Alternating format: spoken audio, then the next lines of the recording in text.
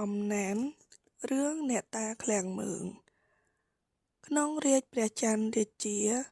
នាគ្រិស្តសករាជ1502ប្រទេសខ្មែរស្ថិតនៅចំណុះប្រទេសសៀមពេលនោះស្ដេចសៀមបានបញ្ជូនបុត្រាមួយអង្គមកត្រួតត្រានគរខ្មែរដោយឈឺចាប់នឹងការជិះជាន់ឈ្លានពានរបស់សៀមព្រះច័ន្ទរាជាក៏សម្លាប់បុត្រានោះទៅព្រះចៅសៀមក្រោធយ៉ាងខ្លាំងក៏លើកទ័ពមកវាយក្រុងលង្វែកទ័ពសៀមបានគៀប្រជាជនខ្មែរជាច្រើននាក់យកទៅស្រុកសៀមក្នុងនោះមានអ្នកម្នាងប៉ែននិងមេដំរីឈ្មោះជំទាវប៉ាល់ប៉ៃផងដែរក្រោយមកអ្នកម្នាងប្រសូតបានបុត្រមួយអង្គមាននាមថាឧទែនរីឯមេដំរីក៏កើតបានកូនមួយដែរ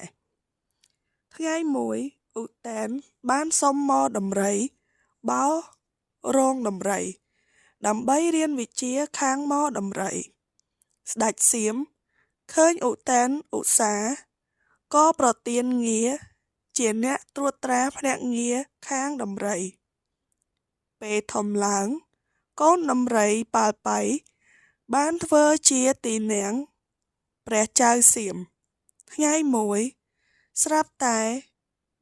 វាចុះប្រេងព្រិចមកស្លាប់ឧទែនតាមចាប់ដំរីនោះបានតាំងពីពេលនោះមកព្រះចៅសៀមបានប្រទានងារឧទែនថាជ័យអស្ចារ្យអាយុបាន16ឆ្នាំជ័យអស្ចារ្យបានប្រើឧបាយកលត្រឡប់មកសោយរាជ្យស្រុកខ្មែរវិញលុះមកដល់ស្រុកបាត់ដំបងអ្នកស្រុកនិងសេនាចាស់ម្នាក់ឈ្មោះមឿងព្រមទាំងកូន4នាក់បានចូលមកថ្វាយខ្លួនជាសេនាស្ដេចសៀមដឹងក៏លើកទ័ពដេញតាមដោយពុំមានអាវុធបរិបូរណ៍សេនាមឿងបានធានាថាខ្លួនតតាំងនឹងសៀមដោយប្រើឧបាយកលចម្លែកមួយគឺហ៊ានប្តូរជីវិតដើម្បីទៅកេណ្ឌពលខ្មោចមកច្បាំងនឹងសៀមលោកបានបង្គាប់ឲ្យជីករណ្ដៅរួចដាក់ចម្រងលោកលោតចុះទៅក្នុងរណ្ដៅនោះរីឯប្រពន្ធនិងកូន2នាក់ទៀតក៏លោតចុះតាមដែរលុះថ្ងៃពេញបរមីគេឮសន្ធឹកក៏ក្រើកមេឃក៏ក្រើកដីដោយបណ្ដាំសេនាមឿងមែនទ័ពខ្មោចបានបណ្ដេញបានដង្ហែជ័យអស្ចារ្យលើកទ័ពទៅឡោមព័ទ្ធបន្ទាយសត្រូវទ័ពសៀមភ័យរន្ធត់នាំគ្នារត់ប្រះអាយុទ័ពសៀមបាក់បបខ្លោបខ្លាចទ័ពជ័យអស្ចារ្យក៏វិលត្រឡប់ទៅស្រុកវិញអស់ជ័យអស្ចារ្យឡើងគ្រងរាជ្យបន្តពីព្រះបិតានិងទទួលព្រះនាមថាព្រះជ័យចេស្តាដកស្រង់នឹងកែសម្រួលពីសៀវភៅប្រជុំរឿងព្រេងខ្មែរភាគទី8ទំព័រទី8សំណួរ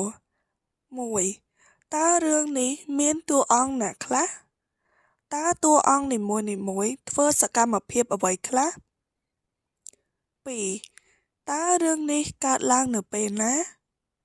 នៅកន្លែងណាខ្លះ3តើជ័យអស្ចារ្យទទួលបានជ័យជំនះលើទ័ពសៀមដោយរបៀបណា4តើព្រះច័ន្ទរាជាមានឥរិយាបថដូចម្តេច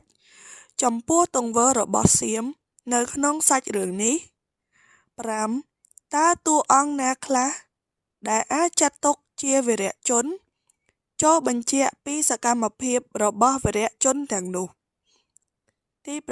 6តើអ្នកតាឃ្លាំងមឿងមានពិតឬទេបើមានតើមាននៅខេត្តណាចម្លើយ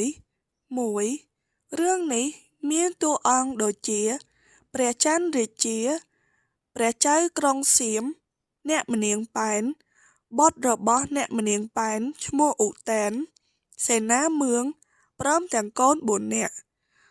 តួអង្គនីមួយៗធ្វើសកម្មភាពដូចជា